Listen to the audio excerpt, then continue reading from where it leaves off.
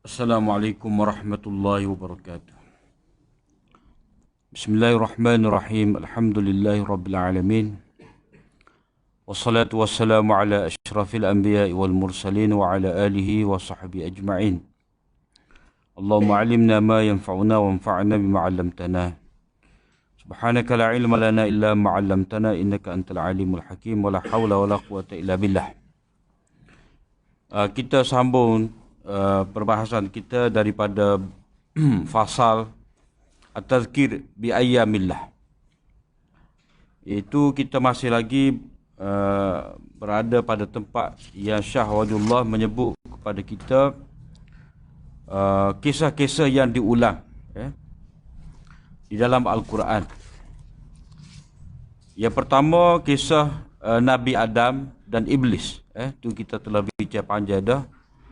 Boleh tengok balik dalam nota 149. Kisah yang kedua ni, kisah perdebatan tauhid. Jidal. Perdebatan tauhid antara Nabi dengan umatnya.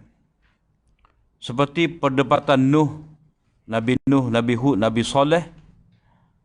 Ibrahim tu, kalau tengok dalam asal kitab Syahullah Parsi tu tak ada. Tak ada. Kena buh dalam kurungnya lah. Jadi tak ada dalam kitab asal Parsi tu, tapi dalam Al-Quran ada. Nabi Lut, Nabi Shu'aib dengan kaum mereka. Termasuk juga perdebatan dalam perkara amal ma'ruf dan nahi mungkar. Kesombongan umat mereka terhadap suruhan iman dan hujah-hujah mereka yang rapuh. Kemudian dinyatakan jawapan para Nabi terhadap mereka dan bagaimana hukum Allah ditimpakan ke atas mereka.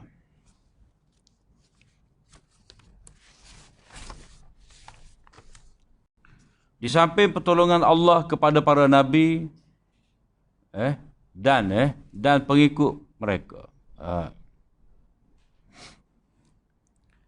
Jadi berhubung dengan perdebatan Nuh dengan umat dia, dengan umat dia ni, hal ini kita tak bubuh dalam nota pun ni, nota ni. Jadi perdebatan ni dia dalam surah Hud, surah Hud. Kisah Nabi Nuh ni dia ada dalam surah Nuh tu sendiri. Dalam surah A'raf, dah banyaklah dalam surah-surah yang lain. Tetapi secara khusus perdebatan dengan umat dia ni, ini disebutkan di dalam surah Hud. Surah Hud ayat ke berapa ni?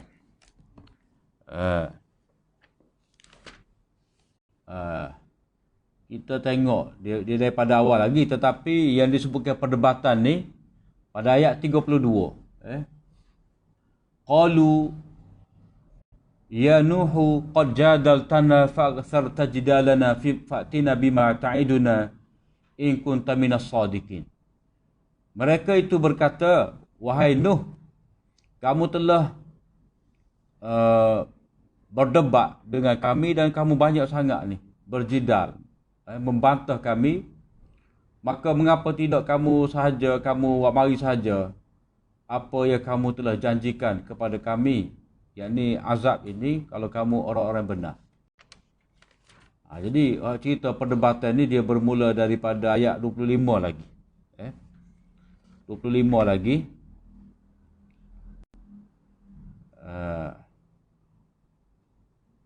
Sapalah kepada ayat cerita Nabi Nuh ni, sapalah kepada ayat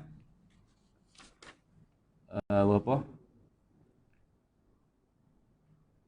49. Tapi dia ada dua kisah lah. Dua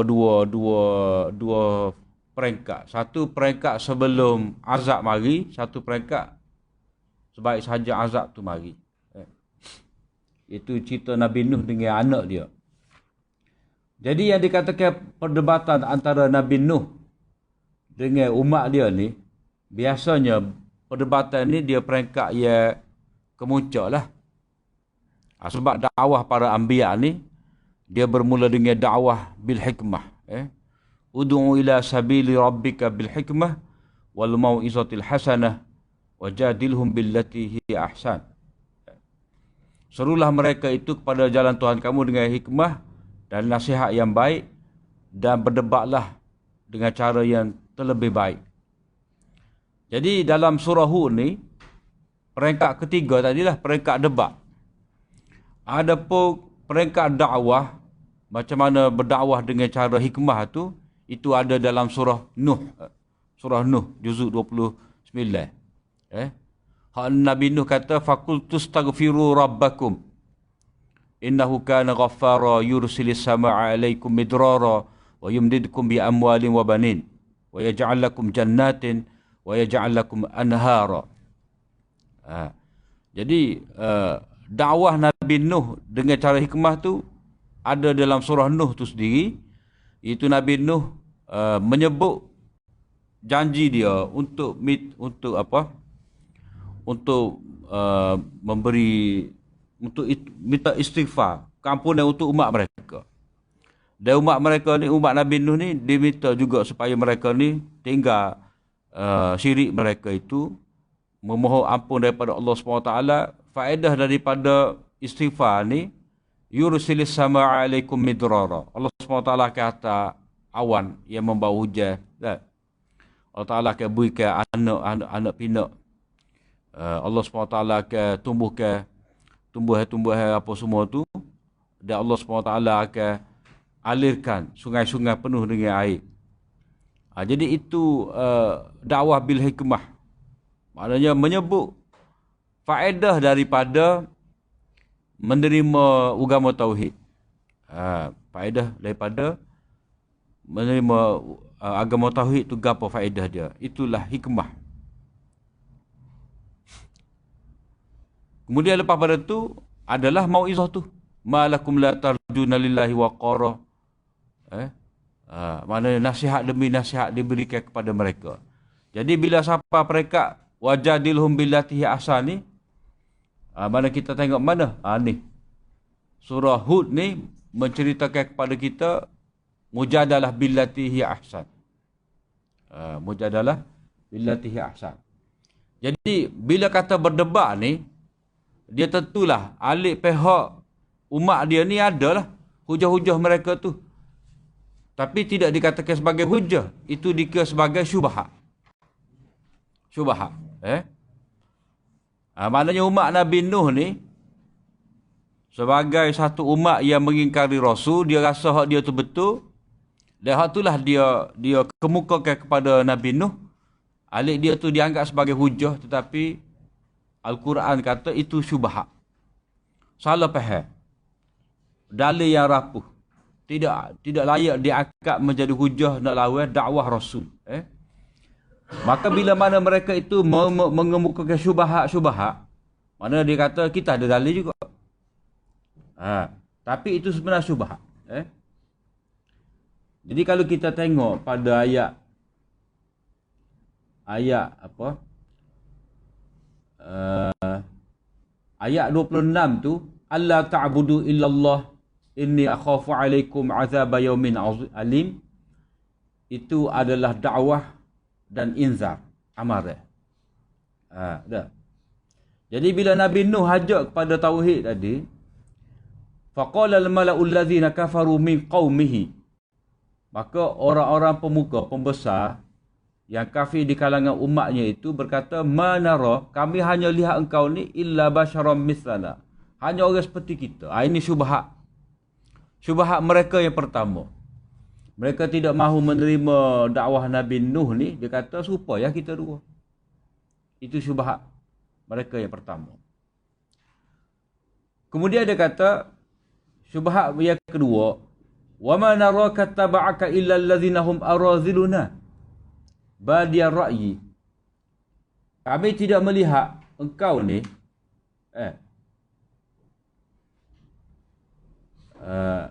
yang mengikuti engkau ni melainkan orang-orang yang hina, badiyar ra'yi, yang rendah pemikiran, makna tidak intelek. Orang-orang biasa. Itu syubhat mereka yang kedua. Mana dia pelekeh pula hak ikut Nabi Nuh ni. Jadi takkan kita nak ikut Nabi Nuh. Sebab ajaran kamu ni hak orang ikut setara ni lah. Orang-orang yang hina. Kita orang besar tak ikut. Itu syubhat mereka. Maknanya mereka menilai kebenaran tu terletak pada sifat pengikut.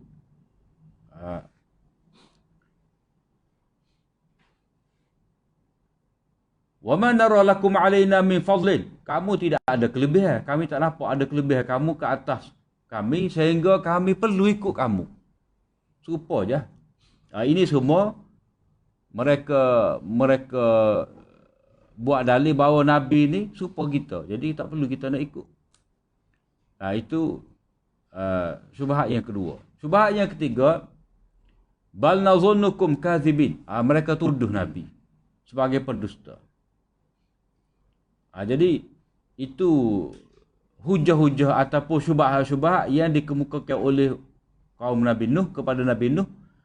Maka Allah SWT sebut macam mana jawapan Nuh kepada mereka. Qala ya qaumi ara'aytum in kuntu ala bayyinatin min rabbi wa atani rahmatan min indi fa ummiyat alaikum anuzimukumuha wa antum laha karihun. Jadi hak kamu kata tu, aku ni berbohong berdusta,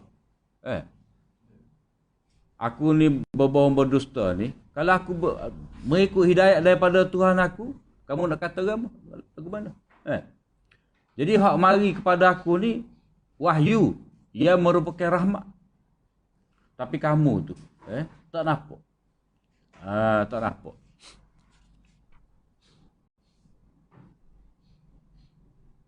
Kemudian Nabi Nuh dia sebut lagi. Wa ya qaumi la as'alukum alaihi mala.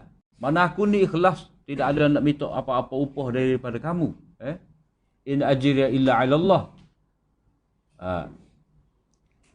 Wa ma ana bitaridil ladzina amanu. Aku tidak boleh, aku bukanlah orang yang mengusir orang-orang yang beriman.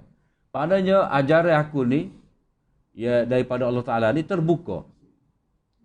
Jadi tak kira lah disebabkan orang-orang ikut aku ni orang hina, orang tidak apa cerdik, aku nak usir.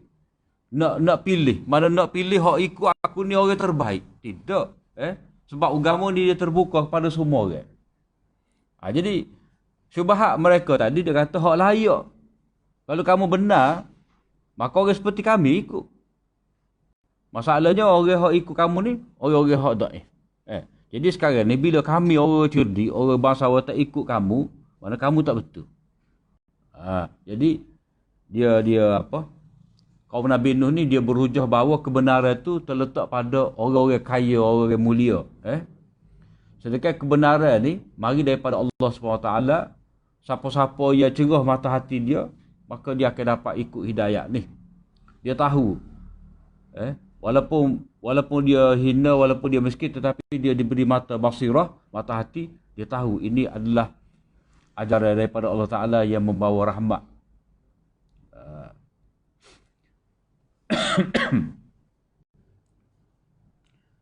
Begitu juga Nabi Nuh kata, wala aqulu lakum indi khazainullah. Mana aku ni bukan seperti mana yang kamu kata sebagai pendusta. Sebab aku ni wala aqulu lakum indi khazainullah. Pada aku ni tidak ada sebarang khazanah pembandaran daripada Allah Taala, dan aku ni tidak tahu perkara gaib. Cuma aku tahu ni Allah lah yang memberitahu. Apa yang aku beritahu kepada kamu ni, wala alamul ghaib wala aqulu inni malak wala aqulu lilladzina tazdari a'yunukum la yu'tihumullahu khaira. Allahu a'lam bima fi anfusihim inni idzan laminaz zalimin. Jadi kesimpulan daripada ni, Nabi Nuh nak memberitahu pada kita bahawa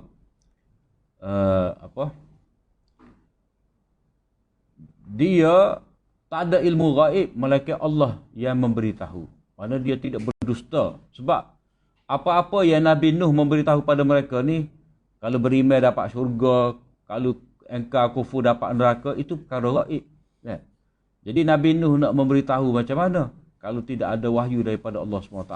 Jadi dalam bab ni dia tidak berdusta.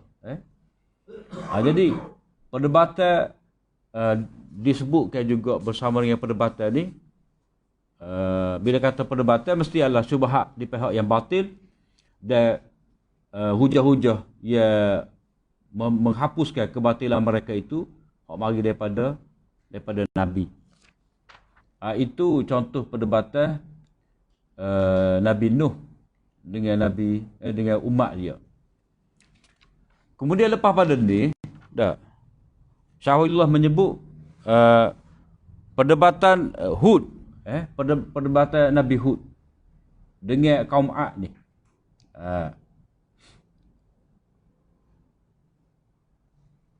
Dalam cerita Nabi Nuh, Nabi Hud ni bermula daripada ayat 50 sampailah kepada ayat berapa? 60. Jadi peringkat awal tu Allah SWT menyebut dakwah bil hikmah. Dakwah bil hikmah. Mana tak sebut mujadalah lagi. Sini Allah SWT sebut dakwah bil hikmah. Mana? Wa ya qaumi astaghfiru rabbakum thumma tubu ilaihi yursilis samaa'a 'alaikum midrara. Yani apa yang akan diperolehi oleh kaum Ad sekiranya mereka itu beriman dengan ajaran tauhid. Mana yursilis samaa'a 'alaikum midrara, akan turun daripada langit itu hujan, mencurah-curah. Jadi umat Nabi Nuh ni, oleh kerana mereka engkar, mereka pun buat mari syubhat lah yang mereka anggap sebagai bukti yang kukuh untuk mengatakan bahawa Nabi Hud ni sesat. Jadi mereka tu kata qalu yahudu majitana bi bayyinah, kamu tak mari bukti pun pada kami. Itu yang pertama, dia kira tak ada bukti Nabi ni. Wa ma nahnu bitariki alihatina, kita akan tetap mengikut menyembah Tuhan-Tuhan kami ni. Maknanya kita akan tetap dengan tradisi kami ni, menyembah berhala. Kami tidak akan tinggal sembah tadi, hanya semata-mata ucapan kamu, dan kami tidak akan percaya. Itu kata mereka. Lepas tu, oleh kerana Nabi Nuh ni terus menerus berdakwah kepada mereka, akhirnya mereka kata kepada Nabi Nuh, kamu ni nyakit dah ni. Tuduhan gila macam-macam. Sebab apa?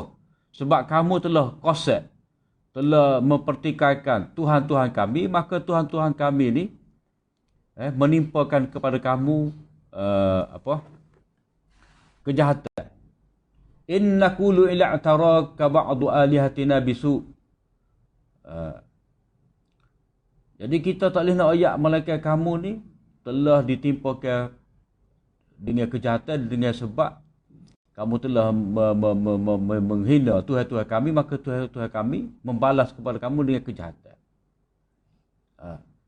Jadi bila begitu, Nabi Hud pun jawablah syubhat mereka tadi. Qala inni ushidullah wa ashhadu anni bari'um mimma tusyrikun. Kamu dah anggap sebagai Tuhan-Tuhan kamu tu, aku berlepas diri. Aku bersaksi hanya Allah lah sebagai ilah sahaja. Min dunihi, selain daripada Allah Ta'ala, kamu buat helah macam mana pun, maknanya tidak akan berjaya. Summa la tunzirun, tak payah tunggu lama. Maknanya, kalau kamu anggap kamu ni betul, aku ni salah, baiklah. Kamu buat helah, buat perkataan jahat kamu ke atas aku ni, tak payah tunggu lama lah.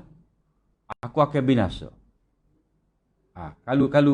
Kalau kamu dapat buat lagu tu, mana kamu akan dapat tengok aku ni binasa. Sekarang ni aku tidak binasa. Sebab apa?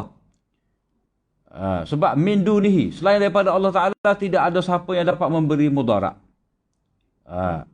Inni tawakkaltu 'ala Allah. Nabi Nuh berhujah bahawa dia bertawakal kepada Allah, Tuhan aku dan Tuhan kamu juga. Jadi semua ni kamu ma min dabah, termasuklah binatang-binatang illa malaikat dia Allah itu akhidun binasihatiha. Allah Ta'ala genggam, memiliki setiap daripada semua tadi. Inna rabbi ala siratim mustaqim. Tuhanku berada di atas jalan yang lurus, jadi aku pun berada di atas jalan yang lurus juga.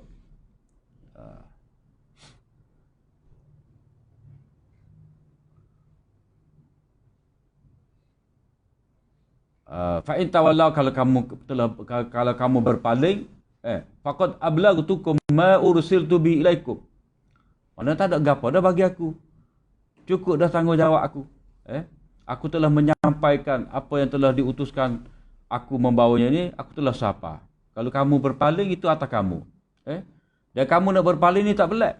Wa yastakhlifu rabbi qauman ghairakum wa la tadurrunahu syai'a. Tuhan aku boleh menukarkan, menggantikan selain daripada kamu ni, mari orang lain pula. Maknanya ini satu ungkapan bahawa kalau kamu tidak beriman juga, setelah aku menyampaikan dengan sempurna, cukup hujah, itmamul hujah tu, hujah-hujah telah sempurna diberikan kepada kamu, ditegakkan kepada kamu, kamu tetap tak beriman, maka tunggulah azab. Mana Tuhan tak rugi pun kalau kamu ni dibinasakan. Sebab apa? Sebab Tuhan boleh bangkitkan umat yang lain, ganti hak kamu. Itu contohlah perdebatan Nabi Hud dengan kaum Ad. Hak Saleh, lagu tu juga lebih kurang lah kita boleh nampak bentuk-bentuk perdebatan. Hak Nabi Ibrahim dalam teks asal Parsi tak ada. Tapi warna kita terbubuh ni sebab kita berpandukan terjemahan dulu tu.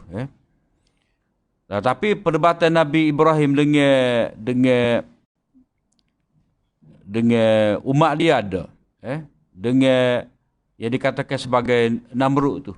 Alam tara ila alladhi haja Ibrahim fi rabbi. Dalam surah Baqarah tu. Ini boleh tanda surah Baqarah ayat berapa? Ayat 258. Ringkas.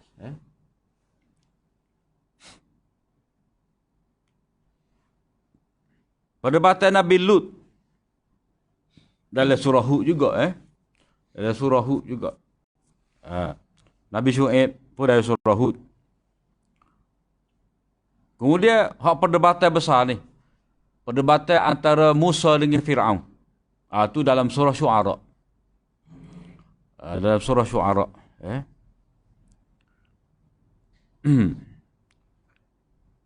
Termasuk juga perdebatan dalam perkara amal ma'ruf dan nahi munkar. Mana bukan setakat tauhid.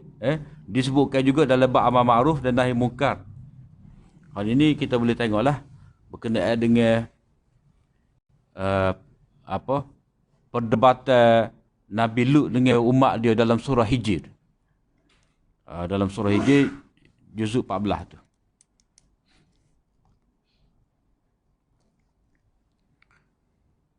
Jadi jawapan Nabi ada sekali. Kemudian yang ketiga, kisah yang berulang juga kisah Nabi Musa dengan Fir'aun dan para pembesarnya. Dengan golongan yang bodoh dari kalangan Bani Israel. Ini panjang ni. Dah. Boleh katakan cerita Nabi Musa dengan Fir'aun ni banyak terdapat dalam Al-Quran. Daripada surah apa lagi? Surah Baqarah lagi. Surah Baqarah, surah Al-A'raf, surah apa lagi? Surah ada ta lah. Ta depan. Taha, Tasin, Mim, Tasin. Maknanya kalau kita nak cari cerita Nabi Musa dengan Fir'aun, lepas tu ada cerita pasal ular, dia ada huruf ta tu. Surah-surah bermula dengan huruf ta. Jadi kalau mengikut teori Imam Farahi, surah ta ni dia isyarat kepada ular. Sebab ta, huruf ta tu dalam bahasa dululah, bahasa Mesir kuno tu ular. Jadi huruf ta tu maknanya menunjukkan kepada ular. Teori dia lah. Wallahu alam betul ke tidak. Tapi kalau kita tengok memanglah surah Taha dia ada cerita jadi ular. Tongkat Nabi Musa tu jadi ular. Dalam surah Baqarah tak sebut.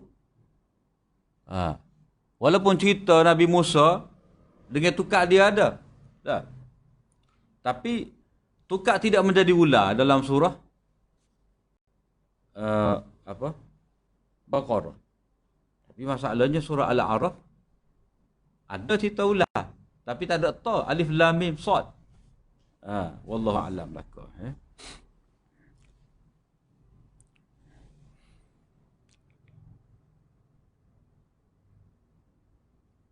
Kisah bagaimana mereka berlaku sombong kepada Nabi Musa serta hukuman Allah ke atas mereka yang jahat. Disebutkan juga bagaimana datangnya pertolongan Allah yang berturut-turut yang menyelamatkan Nabi Musa. Nombor 152. Ini disebutkan dalam surah-surah Al-Baqarah. Ayat 49 sampai 73. Surah Al-A'raf. 102 sampai 162. Maknanya cerita Nabi Musa dengan Firaun dalam surah Baqarah ni dia tak panjang. Cuma menyebut mereka lah wa idh najainakum min ali fir'auna yasumunakum su'al azab.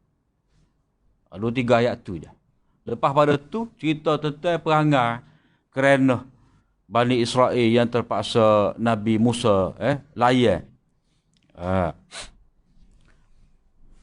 Surah Al-A'raf ni dia lebih detail lagi. Lebih nampak pada kita macam mana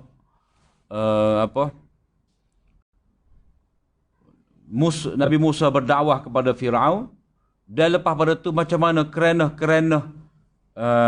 umat dia tu, umat Nabi Musa, sehingga mereka ni minta juga, qalu ya Musa ja'al lana aliha qalu ya Musa ja'al lana ilahan kama, mana ayat tu,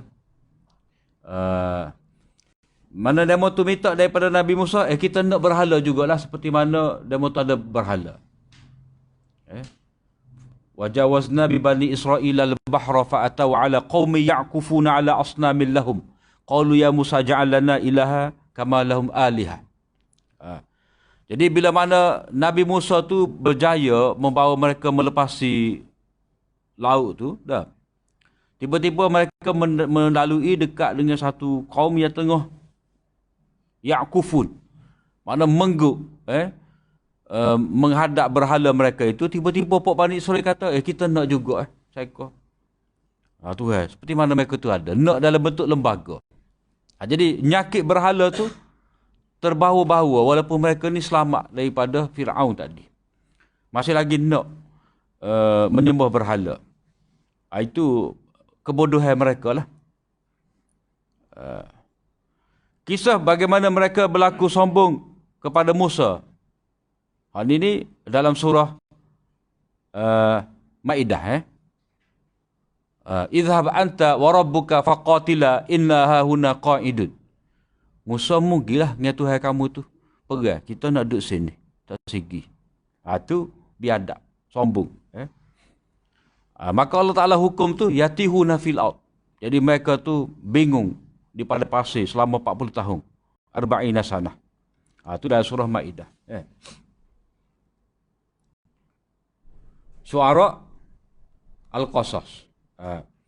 Dibentangkan panjang lebar kisah Bani Israel dalam surah Baqarah sebagai satu pendahuluan bahawa mereka tidak layak lagi memikul tugas memimpin manusia kepada Allah. Mana sebelum pada ni maklum bahawa Bani Israel ini bangsa yang banyak sekali mendapat nikmat daripada Allah SWT, di mana mereka tu jadi utama berbanding dengan umat-umat yang lain. Nabi tu banyak di kalangan mereka.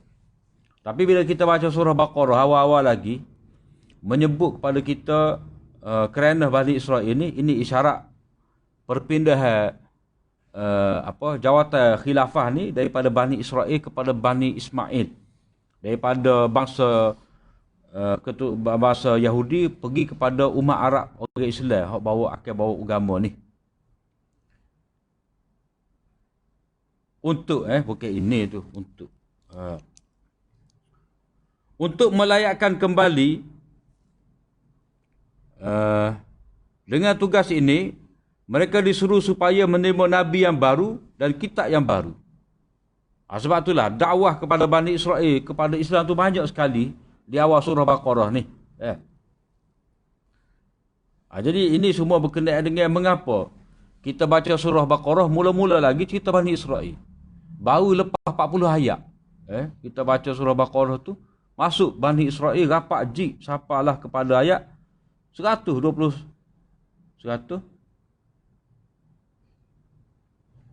121 80 ayat tu tentang Bani Israel, tentang umat Yahudi.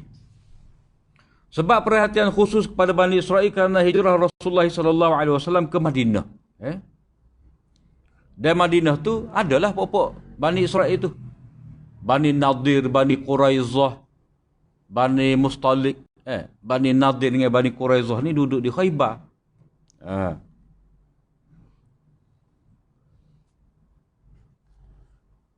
Empat peringkat dalam menyeru Bani Israel kepada Islam. Yang pertama, perihal Yahudi terdahulu. Ayat 49 sampai 74. Yang kedua, Bani Israel yang hidup sezaman dengan Rasulullah SAW. Ayat 75 sampai 21. Yang ketiga, perihal kaum muslimin sejak Nabi Ibrahim sebagai perbandingan. Maknanya Nabi Ibrahim, Nabi Ishak, Nabi Yaqub. Lagu mana mereka tu beriman kepada Allah. Kemudian perihal muslimin yang sezaman dengan Rasulullah SAW. Ini rujuk balik dalam Perkhabaran Agung lah. An-Naba'ul Azim dulu. Ada situ.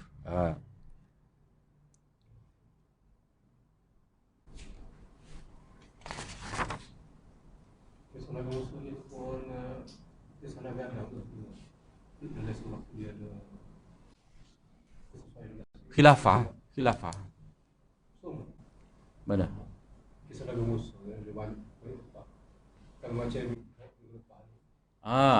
Dia kita kena carilah. Kita kena cari penekanan bahagian apa. Lepas tu kita kena tengok syakhsiyah surah tu. Surah tu surah Inzar ke. Lepas tu surah tu gapo tema dia. Maka cerita-cerita tu dia mesti pergi ke arah tu. Ke arah maksud surah tu. Macam katalah dalam nota 161 ni 161 muka surat 75 tu. Surah Qasas ni dah. Itu surah yang panjang lebar menceritakan Nabi Musa. Maknanya daripada awal sampai akhir. Detail tu. Dari sudut macam mana? Surah Qasas iaitu surah yang panjang lebar menceritakan Nabi Musa dari sudut bagaimana Musa ditarbiyah sebelum menjadi Nabi. Proses tarbiyah. Maknanya Allah Ta'ala jaga. Mana kalau kira dasar apa ni? Dasar Fir'aun tu. Apa? Inna Fir'auna ala fil ard wa ja'ala ahla syi'a. Itu panggil dasar pecah perintah, divide and rule.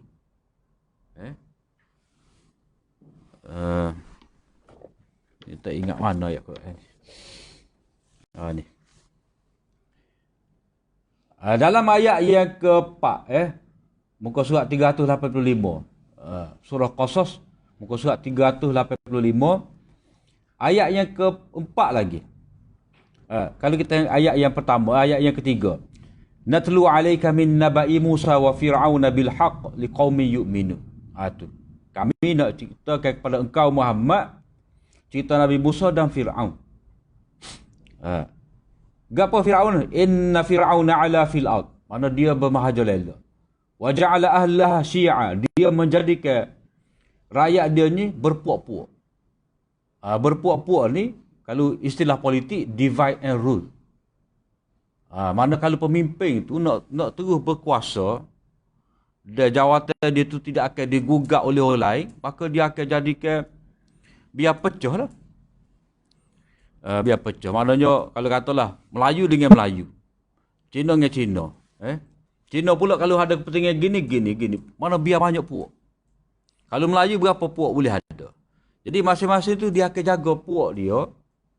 Berjual pun atas hak kepentingan puak dia. Jadi hak kajak asal ni, hak pegang kuasa ni dia akan selamat lah. Sebab demo ni dia utamakan kehendak masing-masing dulu. Ni orang panggil dasar pecah perintah. Divide and rule. Maknanya Firaun dulu, dia amal dah sistem ni.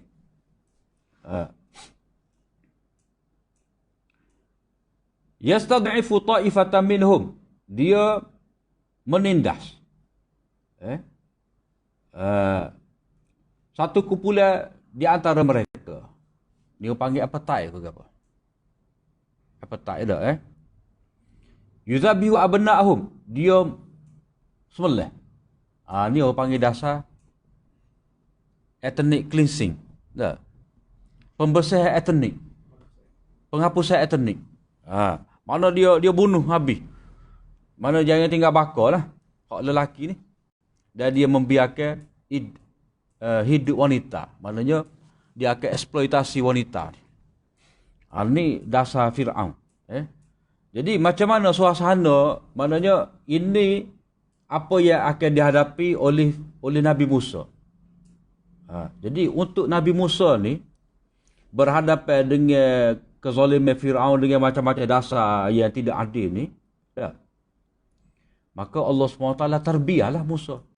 Maknanya start daripada ilham yang diberikan oleh Allah Ta'ala kepada ibu Nabi Musa ni, macam mana nak jaga Nabi Musa ni supaya selamat daripada pembersihan etnik ni yang dibuat oleh Fir'aun ni.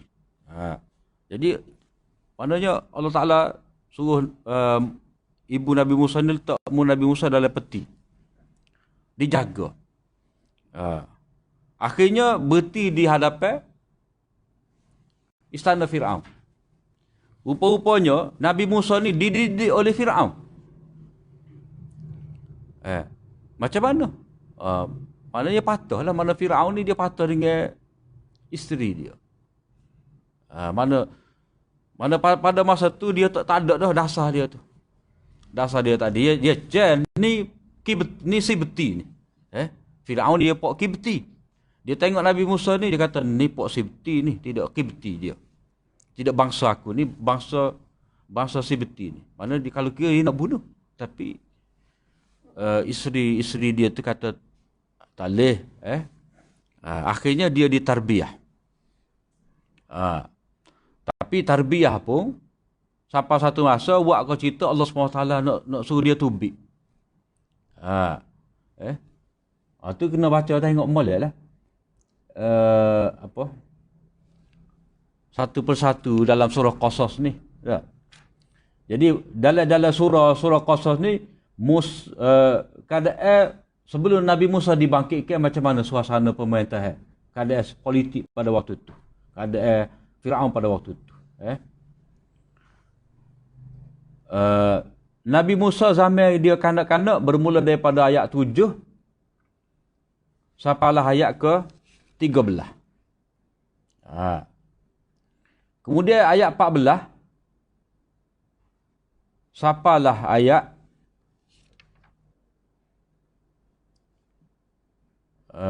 22. Itu zaman dia remaja muda belia. Masuk ayat 24 sampailah ayat ke berapa? 28. Itu zaman Nabi Musa berkahwin dan dia ditarbiyah oleh Nabi Syuaib. Nabi Syuaib di Madian tu. Maknanya Nabi Musa ni satu ketika dia dijaga dengan penuh kasih sayang oleh keluarga Fir'aun. Hukum mana pun tak sesuai lah dia nak jadi Nabi ni. Nak duduk dalam suasana begitu, maka Allah SWT takdirkan dia ni ada kes. Dengan Pok Kibti ni, akhirnya dia keluar, hijrah lah kira-kira. Sampailah ke negeri Madian, dia tarbiyah di situ oleh Nabi.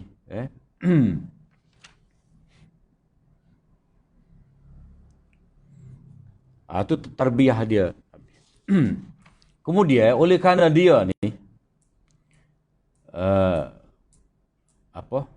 lama dah dia duduk dengan perjanjian tadi. Mula-mula 8 kau 10 kau ikutlah tak. Dia ambil 10. 10 tahun dia duduk ambil upah perjanjian dia pewa kambing tu. Jadi baliklah, balik itulah dia berhadapan dengan Firaun. Jadi ini macam mana dakwah Nabi Musa Nabi Musa berdakwah, mula-mula dia bermunajat dengan Allah SWT. Janji Allah SWT pada dia. Mana cerita mula-mula Nabi Musa mendapat wahyu ni dan perintah supaya berdakwah pada Firaun daripada ayat 29 sampai 35.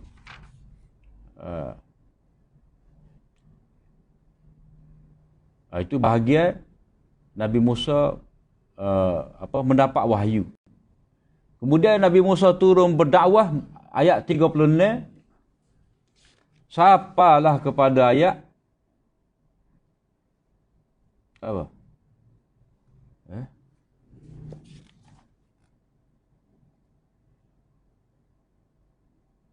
Ayat apa?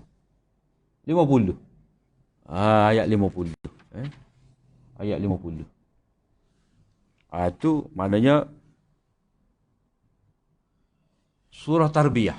Macam mana Nabi Musa tu ditarbiyah.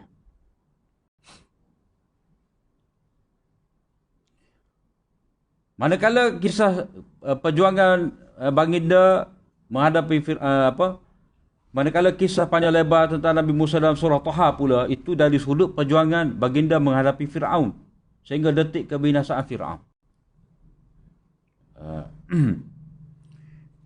Kemudian diikuti dengan fasa kedua selepas zaman Firaun, iaitu berhadapan dengan Bani Israel yang banyak kerana. Maknanya dalam surah Qasas ni cerita Nabi Musa kecil, Nabi Musa berhadapan dengan Firaun. Di samping berhadapan dengan Firaun disebutkan berhadapan dengan Haman dan Qarun tu. Itu dalam surah Qasas. Tapi dalam surah Taha tak ada. Dalam surah Taha tu dia cerita pasal kerana Bani Israel itu. Mana ini memberi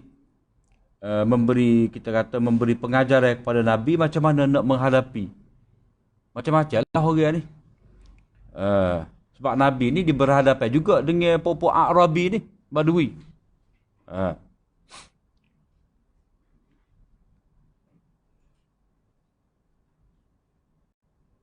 Cuma panjang lebar tu surah Taha maknanya apa? Dia ada kesesuaian tu dengan wa qur rabbi zidni ilma tu. Mana kalau kira kalau kita ambil kita kata dah surah Taha tu ma anzalna alaikal qur'ana litashqa. Mana kalau kira perintah-perintah dalam Al-Quran ni berat pada Nabi nak pikul ni. Nabi nak mendakwah kepada siari, malam pula kena bangun berdiri, semaya tahajud apa semua. Kira-kira berat tu. Malam berdakwah, siari berdakwah, malam kena berdiri bangun semaya tahajud. Semaya dengan bekok kaki. Tapi maknanya tu berat. Tetapi untuk meringankan benda ni berat, maka marilah surah Taha ni dalam bentuk cerita. Dan tentu sekali cerita ni dia ada hiburan lah. Panjang lebar tasliyah tu kepada Nabi. Maknanya apa yang kamu hadapi penentangan musyrikin Mekah, kesukaran berdakwah, maka kamu bacalah cerita Nabi Musa ni dengan umat dia. Sebab itulah panjang di situ. Panjang tu. Jadi surah Taha tu dia ada makna tasliyah. Ada makna tasliyah. Begitu juga surah Qasas kepada Nabi dia macam tasliyah juga. Natlu alaika, kami akan baca kepada kamu. Maknanya surah ni Allah Ta'ala tuju khusus kepada Nabi dengan panjang lebar. Nabi Musa ni berhijrah dah kena tinggal Mesir, dia pergi ke Madian. Jauh tu. Dia ada ni. Ustaz-ustaz kita hak belajar Mesir tu, dia terjalan kaki. Daripada Mesir tu pergi ke Madian. Memang tandu sungguh lah. Dia kata kita nak terah. Susah payah Nabi Musa dulu lagu mana. Memang jauh lah. Jarak jalan kaki dak. Apa semua tu Nabi Musa boleh sapa situ. Lama mana tak tahulah. Mana Nabi pun disebutkan bahawa surah Qasas ni turun semasa Nabi dalam perjalanan hijrah ke Madinah. Sebab itulah disebutkan kepada Nabi, ini hijrah tarbiyah untuk Nabi Musa. Kamu pun ditarbiyah lagu ni jugalah. Terpaksa tinggal Mekah. Seperti mana Nabi Musa terpaksa tinggal Mesir. Maka sebab itulah disebutkan di hujung surah ni, innal ladzi farada 'alaikal qur'ana laradduka ila ma'ad.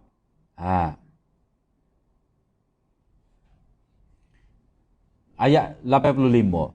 Sesungguhnya Allah yang telah memfardukan kepada kamu Al-Quran, memfardukan kepada kamu supaya menyampaikan Al-Quran, menegakkan hukum Al-Quran ni, benar-benar akan mengembalikan kamu kepada ma'ad, maknanya Mekah.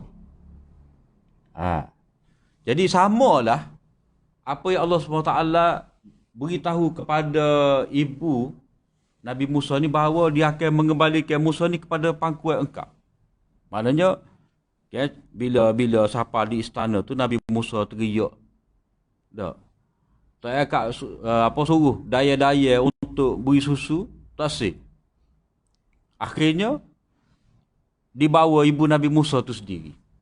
Jadi Nabi Musa tu dapat tarbiyah ibu dia juga. Maknanya walaupun duduk dalam istana Firaun, ada campur tangan Firaun, tapi tetap ada tarbiyah daripada ibu dia. Jadi mana jaminlah Allah SWT kepada ibu Nabi Musa bahawa Nabi Musa ni akan kembali kepada dia, maka begitu jugalah jamin Allah SWT Nabi ni akan balik semula ke Mekah.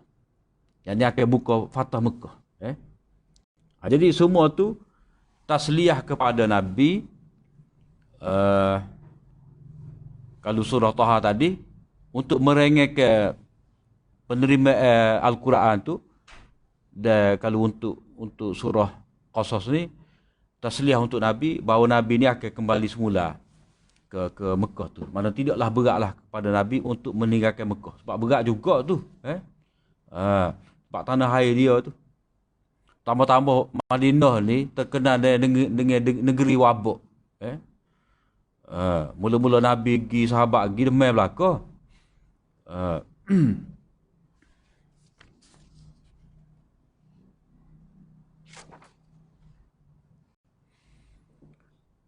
Ayat 152.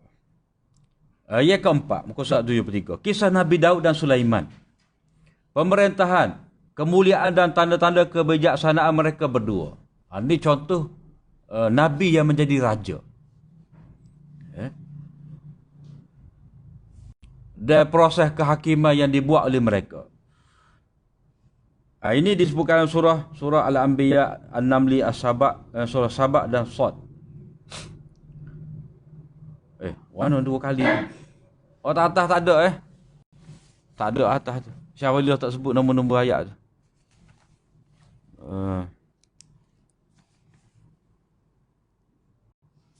Atas tu buat disebutkan. Ini disebutkan dalam surah-surah Anbiya, Namli apa semua tu tak ada. Di bawah. Yang kelima, kisah ujian kepada Nabi Ayub dan Nabi Yunus dan terzahirnya rahmat Allah kepada mereka. Ini contoh ujian ni lah. Nabi Ayub dengan sakit dia. Nabi Yunus ni kena telan oleh ikan.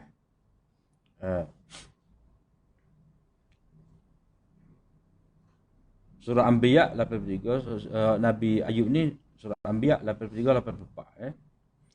Kisah Nabi Ayub ini menzahirkan kepada kita sifat redha menerima ujian dan juga sifat tadarru'.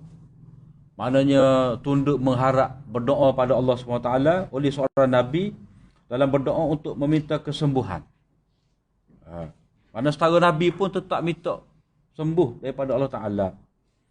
Tidak sebagaimana kefahaman setengah pihak yang mendakwa Allah salah untuk berdoa kesembuhan, kerana ia menggambarkan sifat tidak bersyukur dan tidak malu pada Allah Tuhan yang memberi nikmat, iaitu hanya sedikit saja ujian diberikan namun cepat pula memohon disembuhkan. Mana ada kefahaman orang kata malu kata agak nak minta sembuh daripada penyakit ni, tu hari sakit mata baru hok kita segar lama tu tak timbul tu. Mana kita tetap diperintah supaya minta kesembuhan. Sebab apa? Sebab sehat tu hak asal kita. Jadi kita kena kembali hak asal. Jadi tak timbul soal kita tidak bersyukur. Ataupun tidak timbul soal kita tidak redha dengan takdir Allah Ta'ala. Sebab takdir Allah Ta'ala jugalah nak suruh kita sembuh. Selain itu, kisah Nabi Ayub menunjukkan kepada kita sifat pengharapan yang tinggi kepada Allah dan tidak penuh berputus asa. Yang yang ada pada seorang Nabi.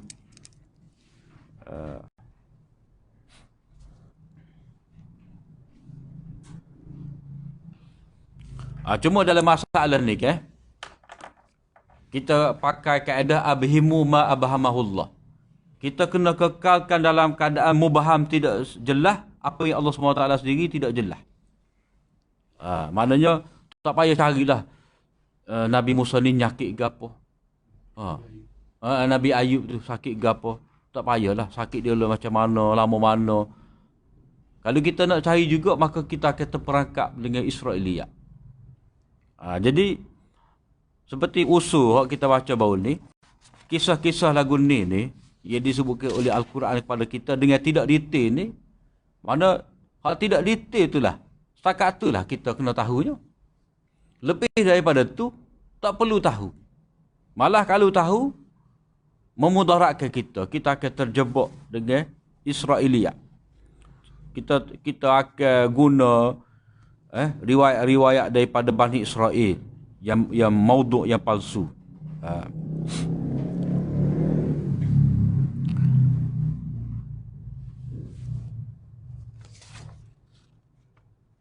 155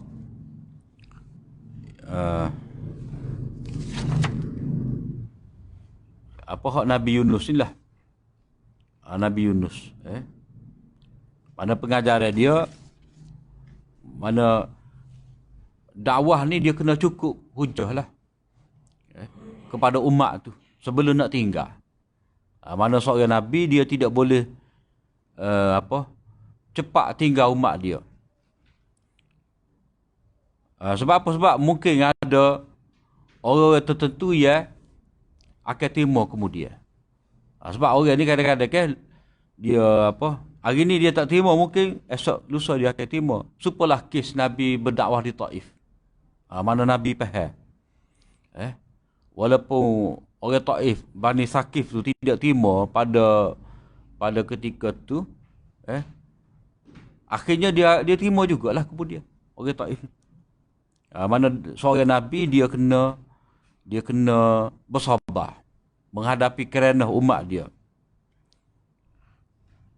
Dan dia tidak boleh tinggal umat dia tu melainkan bila mari ketetapan daripada Allah Ta'ala. Jadi begitu juga macam Nabi ni, selagi Allah SWT tidak arahkan dia berhijrah, Nabi tak pergi. Nabi kekal situ. Sehinggalah sampai perintah hijrah, Nabi pun pergi. Fasbi' li hukmi rabbika wa la takun ka sahibil hut. Itu dalam surah Qalam. Hendaklah kamu tetap bersabar dengan keputusan Allah SWT.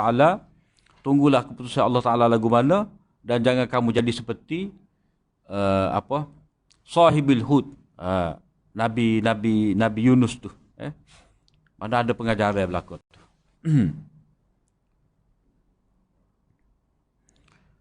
Kisah Nabi Zakaria dan penerimaan Allah akan doanya seperti dalam surah Ali Imran. Ni pun mana salah tak perasan ni. Tak ada tu mana hak seperti tu dia duduk bawah tu. Duduk bawah dah tu, cuma kita tidak kena bubuh, ni kena buat nota kaki ni. Tak ada lagi kena duduk dalam nota kaki ni. Yang ketujuh. Ni tengoklah dari surah Ali Imran, surah Maryam. Cuma kita boleh nampak dalam surah Maryam tu macam mana seorang Nabi ni dia fikir kena ada penerusan kepada perjuangannya. Mana nak anak lah. Nak anak. Yang ketujuh, kisah Nabi Isa. Dari kelahiran tanpa bapa, percakapan ketika dalam buaian sehinggalah muncul mukjizat. Ini seperti dalam surah Ali Imran, Maryam dan Anbiya. Kisah-kisah ini didatangkan dengan pelbagai gaya bahasa. Mana kalau Mekah dengan uslub Mekah, ayat Madinah dengan cara Madinah, dengan ringkas dan panjang mengikut kehendak gaya surah masing-masing lah. Hak yang kita sebut sebagai setiap surah tu dia ada suasana dia, dia ada sifat-sifat dia, syakhsiah dia, dia ada mizaj dia. Macam kita kata surah surah Al-Mulk, surah Al-Qalam, dua tu. Tu surah Inzar, surah Amarah. Surah Amarah. Surah Al-Haqqah ni dia ada Inzar lagi. Maknanya masih lagi berkenaan dengan Amarah, orang-orang yang tolak Nabi. Itu suasana surah Inzar. Surah memberi Amarah. Dia ada surah yang memberi kita kata surah yang mempertahankan Nabi. Dia ada surah Furqan lah. Surah Furqan ni mana surah, kalau kita baca mizaj dia tu, dia punya suasana dia tu, Allah Ta'ala mempertahankan Nabi tu, memang Nabi tu daripada Allah, Nabi tu benar.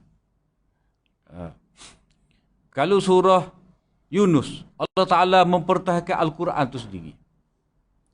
Itu panggil mizaj, suasana surah.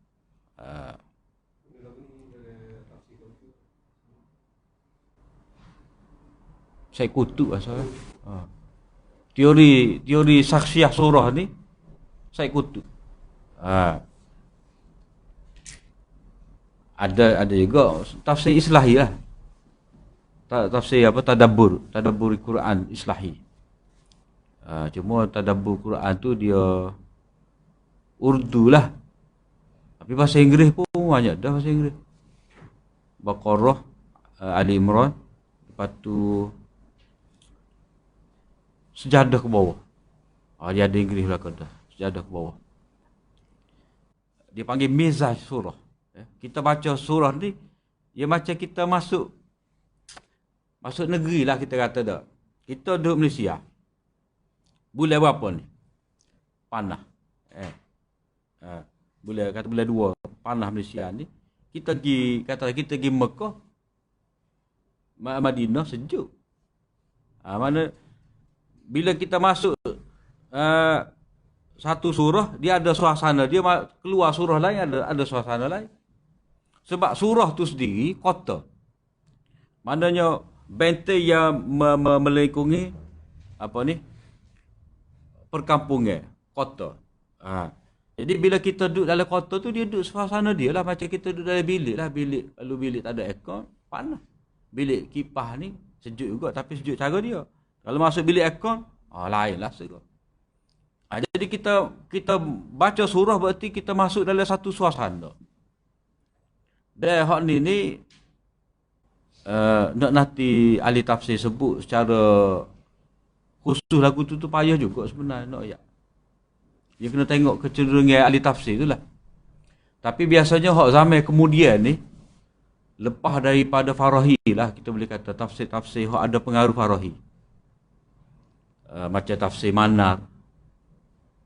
Tu ada pengaruh Farahi tu sebab Rashid Ridha tu dia ada berhubungan tu dengan Farahi. Ada Rashid Ridha sebut cerita pasal Farahi. Sebab itulah kalau kita baca tafsir Rashid Ridha tu, dia ada keistimewaan tu. Macam dia tekan sunnatullah. Sunnatullah kan? Hukum Allah berkenaan dengan ini. Tu disebutkan khusus. Rashid Ridha dalam surah ke apa? Surah Al-An'am. Banyak dia sebut tu. Sunnatullah.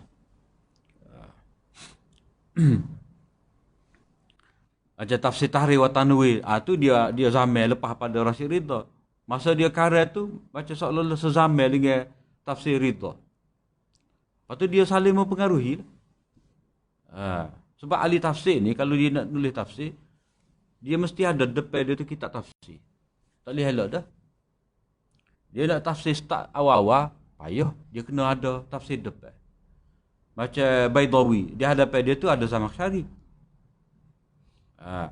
Kalau tafsir siapa dia ni, tafsir Munir, Wabah Zuhaili, depan dia tu ada Ibn Katsir, ada Fakhrul Razi. Dia tak boleh lagi. Dia ada.